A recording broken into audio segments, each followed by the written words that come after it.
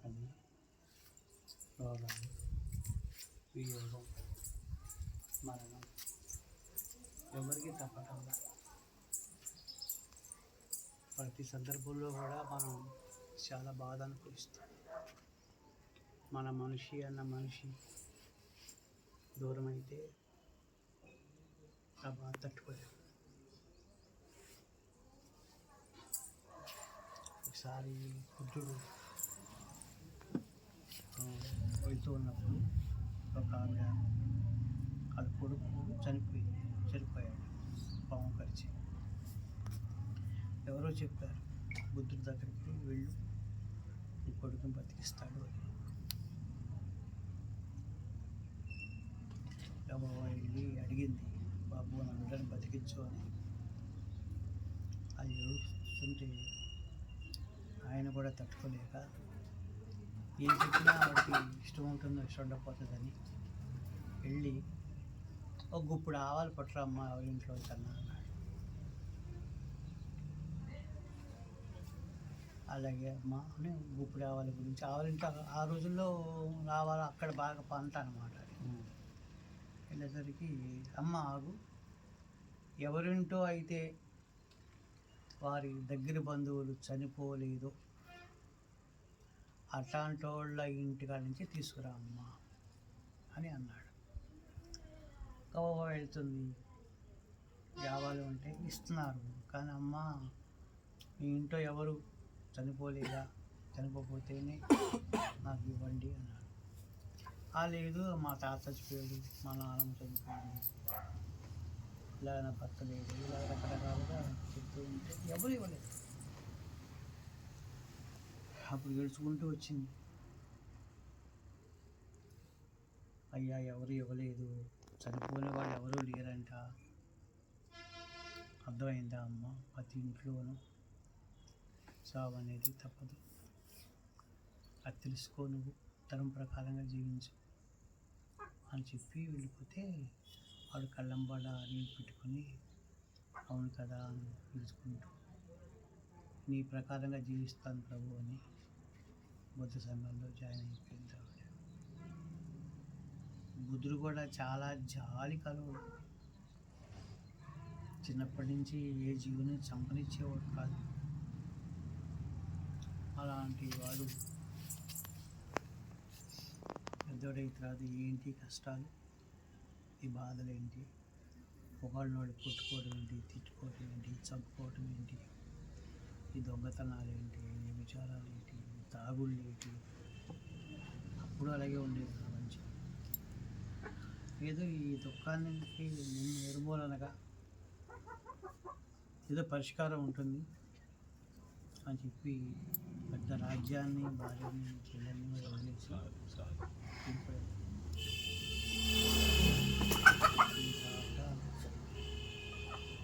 6 సంవత్సరాలు అడవిలో ఉండి ఊళ్ళల్లో తిరిగి తెలుసుకొని అది చెప్పాలి ప్రజలు. అది చెప్తే అర్థమవుతుందో లేదో, అయినా సరే కష్టపడ్డాడు, చెప్పాడు. చాలా విషయాలు ఉన్నాయి. ఎలాగంటే లోకంలో ఉన్న సమస్త లోకాల్లో ఉన్న బాధలన్నీ తెలుసుకున్నాడు. పెద్ద కొండ ఉంది అనుకోడు, ఆ కొండ ఎక్కినప్పుడు చుట్టూ తిరుగుతాం, అలాగా తిరుగుకుంటే పైకి ఎక్కుతాం. అంతవరకు ఎక్కిన తర్వాత కింద ఉన్న అందరూ కనిపిస్తారు. మనం ఏంటంటే కొంత దూరం ఎక్కేసి ఆగిపోతున్నారు. జీవనికి ముక్తి అందట్లే ఎవరు కూడా. అట్లా ముక్తి చెందినవాడు బుద్ధుడు. తెలియనంటూ వెళ్ళేది. ఈ ప్రపంచం ఆకాశం ఎలా ఉందో, భూమి ఎలా ఉందో, నమ్మకం ఎలా ఉన్నాయో, భూమి అన్నీ తీసుకున్నాడు ఆయన. సో అంత ముక్తి చెందినవాడు కాబట్టి అతను మనకి దుఃఖాన్ని నిర్మూలించేటువంటి సత్యాన్ని కనుక్కొని మనకి అందించాడు. సో ఆ విధంగా అప్పుడు నేను ఇక్కడికి వచ్చినప్పుడు నేను కూడా ఆ బుద్ధిస్టుని కాబట్టి బుద్ధుడి తాలూకా గీత నేను అనుభవించాను కాబట్టి నేను కష్టాలు అనుభవించాను. ఇప్పుడైతే అమ్మ లేదు, నాన్న లేడు, అక్క లేడు, చెమలిద్దరూ లేరు. నేను ఒక్కడనే ఉన్నా నా కుటుంబంలో. అయినా అందరూ ఉన్నారని అనుకుంటా. మీలో చూసుకుంటాను. సో ఈ కష్టం చాలా కష్టం అమ్మ. నీ కష్టం మరీ దారుణం. ఈ కష్టాల నుంచి బయటికి వెళ్ళటం ఏంటి ఎలా అని బుద్ధుడే చెప్పాడనమాట. అది మీకు చెప్తాను. అన్న చెప్పులన్నా తినాలా.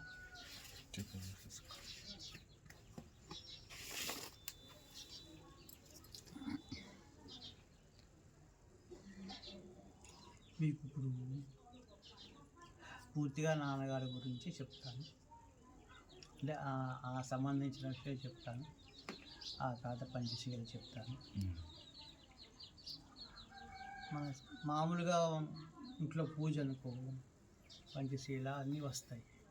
కానీ ఇప్పుడు ఆయన తలుచుకొని మనం చేస్తున్నాం కాబట్టి ఆయన గురించే మెయిన్గా నేను చెప్పబోతున్నాను.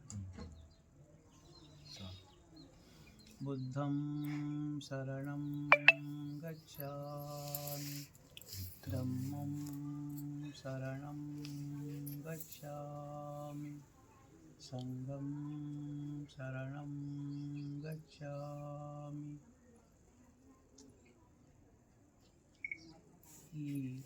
ఈ రోజున జాతుల్లోకి వెళ్ళా గొప్ప జాతి అయినటువంటి గౌడ జాతి బిడ్డ బుర్రా మహేంద్ర గౌడ్ గారు మన విడిచి వెళ్ళిపోయిన సందర్భంగా వారి కుటుంబ సభ్యులందరూ కూడా ఇక్కడ చేరారు.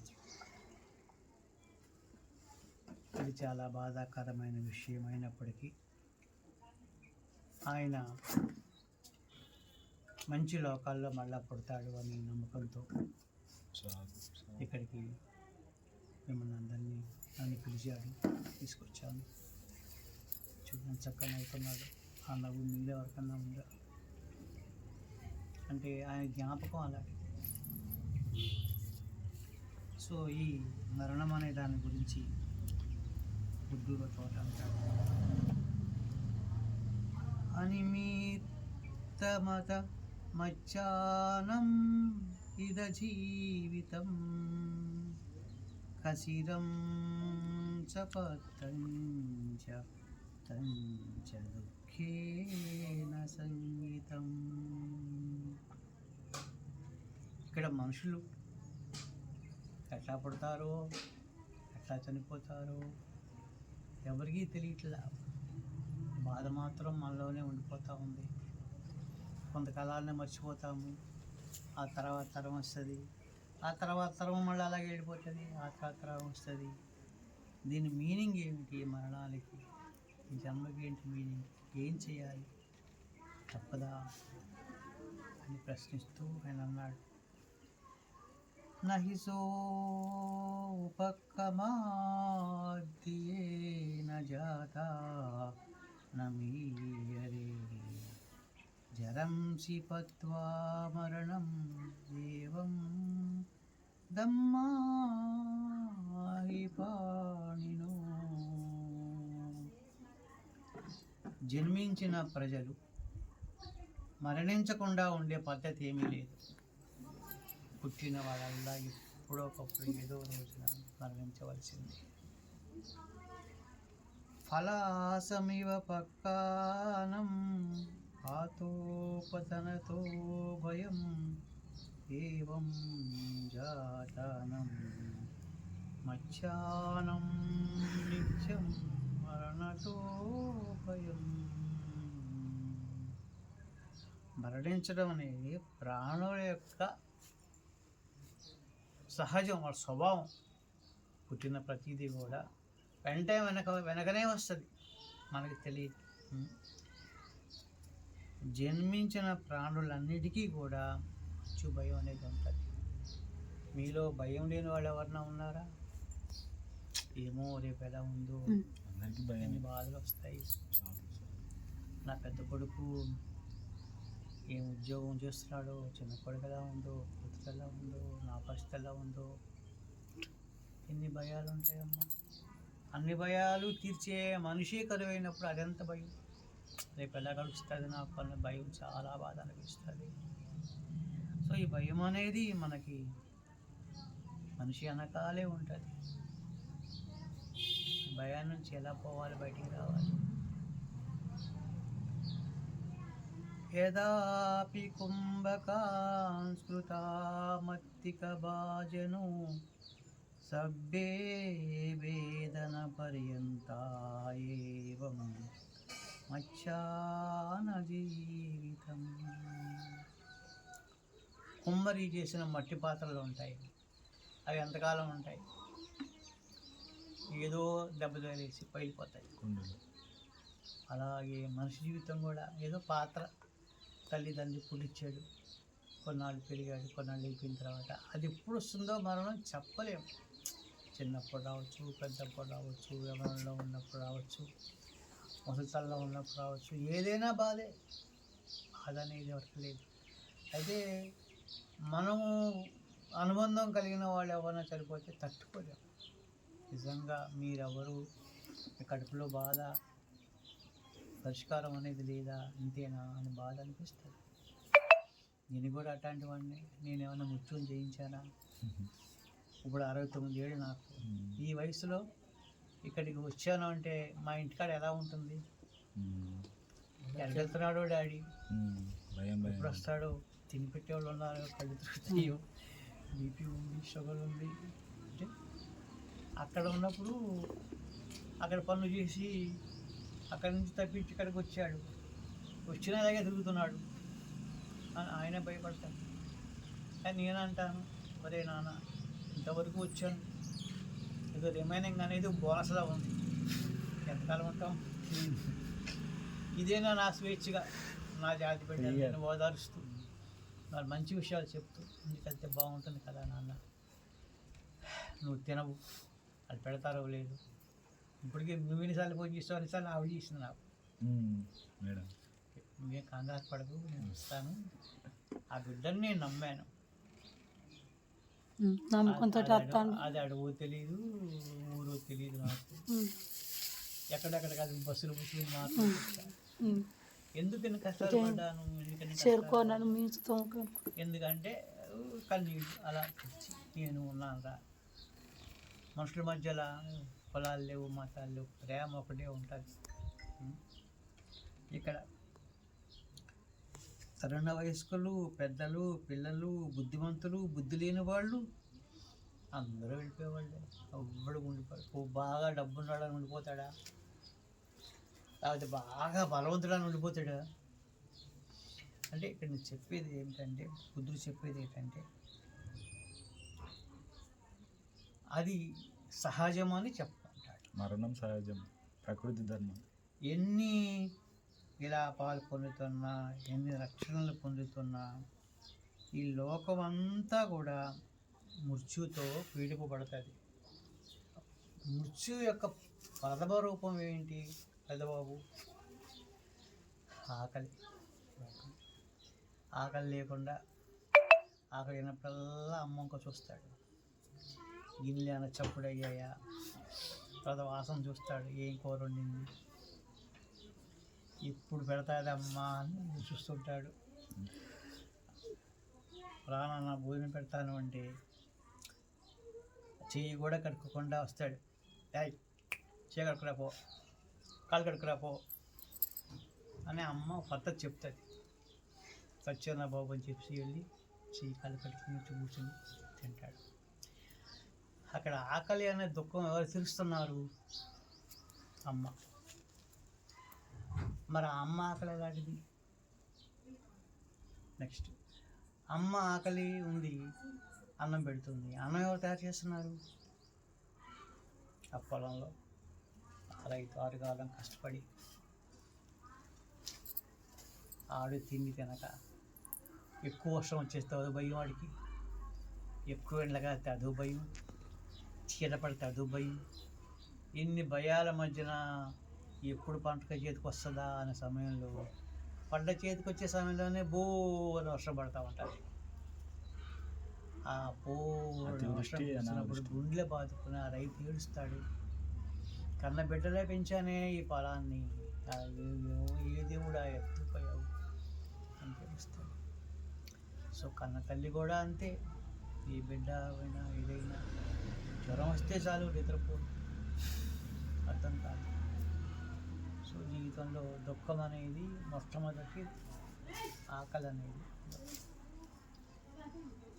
పెరగటం దుఃఖం, ఉద్యోగం రాదు, చదువులు ఉండవు, జీవితాన్ని భద్రత ఉండదు, అడిగేవాడు ఉండడు, ఆదుకునేవాడు ఉండడు. ఇట్లాంటి పరిస్థితుల్లో ముఖ్యంగా ఈ చనిపోయినప్పుడు మనం ఏం చేయాలి అన్నది ఆలోచించండి. ఎలాగా బుద్ధుడు ఎలాగైతే ఈ దుఃఖాల నుంచి విముక్తి చెందాడో ఆ మార్గం అవుతుంది. ఇప్పుడు ఆ 2 గిన్నెలు ముందు పెట్టుకోమ్మా, ఈ గిన్నె అటు పెట్టుకో, ఈ గిన్నె పెట్టుకో, ఆ పూలు ఇవ్వమ్మ.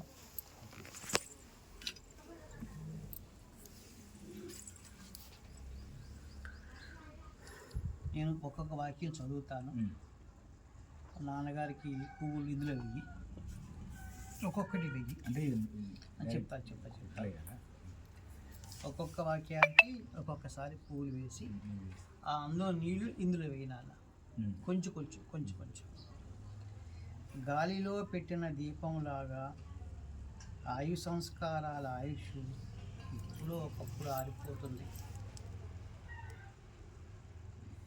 ఇతరులు ఎలా మరణించారో గుర్తుకు తెచ్చుకుంటూ మన విషయం కూడా అంతే అని మరణానుశతిని పెంపు చేసుకోవాలి అనండి. నాన్నగారు ఇలా అయింది, చాలా దుఃఖంగా ఉంది. అందరూ వెళ్ళిన దారినే మీరు వెళ్ళారు, మీ దారినే మళ్ళీ మేము వస్తాం. కానీ మీరు మాకు కొన్ని ఆదర్శాలు ఇచ్చారు, కొన్ని పద్ధతులు ఇచ్చారు. ఆ పద్ధతులకి మేము ఆటంకం కలగకుండా స్వచ్ఛంగా నిర్మలంగా మా వంతు మేము పనిచేస్తాము. మమ్మల్ని అంటే అమ్మని, అన్నని, తమ్ముళ్ళని, చెల్లిని, మామయ్యని, అందరి ఫ్యామిలీస్ని నన్ను ఆశీర్వదించండి. నాన్నగారు మిమ్మల్ని ఏనాడు మర్చిపోను. తెల్లారి లేస్తూనే మిమ్మల్ని తలుచుకుంటాను నాన్నగారు.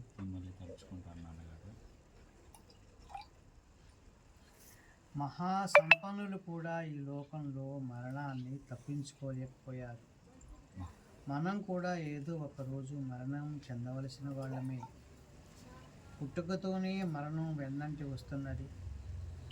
చంపే అవకాశం కోసం ఎదురు చూసే హంతకుడిలా మృత్యువు కూడా వెన్నంటి వస్తూ ఉంది. ఉదయించిన సూర్యుడు అస్తమించడానికి పరుగులు తీసినట్టు జీవితం కూడా అస్తమించడానికి పరుగులు తీస్తుంది. మనం అనుకుంటున్నాం ఇంకా వయసు ఉంది, ఇంకా ఉంది అనేసి. ఆ వయసు ఉంది అనుకుంటున్నాం, కానీ తరుగుతుంది అనుకోవటల్లా. తరుగుతుంది కాబట్టి మనం జాగ్రత్తగా ఉండాలి. ఇప్పుడు ఎవరికి కష్టం కలగకుండా, ఎవరిని గాయపరచకుండా మనం జీవిస్తే మన ద్వారా మరొకళ్ళు వస్తారు. అంతేగాని ఆ కొట్టాళ్ళకి వెళ్ళి ఈ తాగొళ్ళు తాగి ఈ పిచ్చి పనులు చేసి అందరూ ఏం చేస్తారు, తుబుక్కున వస్తారు. సో ఇప్పుడు ప్రమాణం చేయండి. నాన్నగారు మీ మాకు ఆదర్శం, మీరు మాకు ఎన్నో బుద్ధులు చెప్పారు.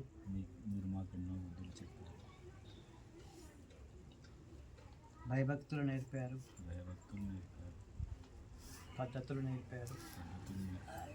ఆ విధంగానే నేను జీవించి మీరు కూడా అలాగే అనుకోండి. నేను జీవించి మీకు మంచి పేరు తెస్తాను, నేను జీవించి మీకు మంచి పేరు తెస్తాను, 10 మందికి మేలు చేస్తాను. 10 మందికి మేలు చేస్తాను. నాన్నగారు నాన్నగారు నన్ను దీవించండి, నన్ను దీవించండి, మమ్మల్ని దీవించండి. మమ్మల్ని దీవించండి. ఎందుకంటే బతికున్న వాళ్ళకి ఏవైతే శక్తులు ఉంటాయో చనిపోయిన వాళ్ళకి ఇంకా ఎక్కువ శక్తులు ఉంటాయని అంటారు. ఎందుకంటే వాళ్ళకి ఆకలి ఉండదు, బంధాలు ఉండవు, ఫ్రీ అయిపోతారు. కాబట్టి వాళ్ళు ఏం చెప్పినా అది అవుతుంది అని ఒక నమ్మకం అన్నమాట. సో నిజం అంతే కదా. ఇప్పుడు ఏమయ్యారు ఏంటి అని మనం మరొక మతము వాళ్ళకి వెళ్తే ఆ నరకానికి పోయాడు అంటాడు అప్పుడు, స్వర్గం అంటాడు అప్పుడు, కైలాసం అంటాడు అప్పుడు, ఈ పని చెయ్యి అంటాడు, ఆ పని చెయ్యి అంట, ఇంత డబ్బు కావాలంటాడు, ఇన్ని మేకలు కొయ్యాలంటాడు. ఇక్కడ మనం ఏమని చెప్తున్నాము? ఆయన ప్రకారం మనం జీవిస్తామని చెప్తున్నాం. అది ముందుకు తీసుకెళ్ళేది. ఆయన కోరుకుంటాడా? అవి కాదు కదా. సో ఇక్కడ మనము ఆ మహేంద్ర గౌడ్ గారి జ్ఞాపకాన్ని నిక్షిప్తం చేసుకుంటూ మనం ముందుకెళ్తున్నామని చెప్తున్నాం. అటువంటి తండ్రిని కలిగి ఉన్న మీరు ధన్యులు, అటువంటి హస్బెండ్ని కలిగి ఉన్న మీరు ధన్యులమ్మ. ఏదైనా జరిగింది కదా సరేలే అనుకుని ముందుకెళ్ళండి. ఇంకా పిల్లలు ఉన్నారు, ఇంకా కావాలి. జీవితం నీటి బుడగ లాంటిది, చూస్తుండగానే చితికిపోతుంది. జీవితం మంచు బిందువు లాంటిది, కాసేపటికే కనిపించకుండా పోతుంది. మంచు ఎంతసేపు ఉంటుంది? జీవితం నీటి మీద గీసిన గీత లాంటిది, గీసిన వెంటనే అదృశ్యమైపోతుంది. కాబట్టి బుద్ధ భగవానుడు ఉన్నాడా? ఆయన లేడు కదా. ఏది ఉన్నది? వాళ్ళ తాలూకా స్ఫూర్తి ఉన్నది. సో ఆ స్ఫూర్తిని తీసుకుంటూ మీరు ముందుకెళ్ళాలని నేను మనస్ఫూర్తిగా తలుస్తూ ఉన్నాను. బిడ్డ, మీ అందరికీ నా ఆశీస్సులు. సభ్యే సదా సుఖినో భవతు. ఆ నీళ్ళని ఒక్కొక్కటి పోయి పూర్తి చేసేయాలి. ఇంకా అన్ని చేసి అందరికీ ఆ పువ్వులు ఇచ్చి వాళ్ళ చేతి వేయించి.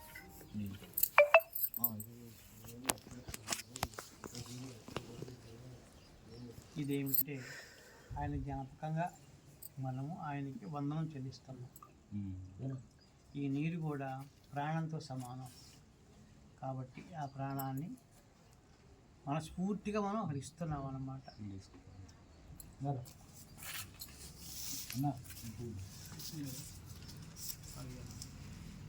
నాన్నగారికి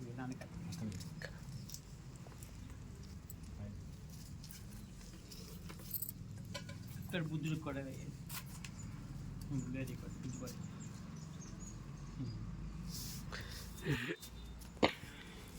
సో ఆ నీళ్లు మొక్కల్లో వేయమ్మ పాప.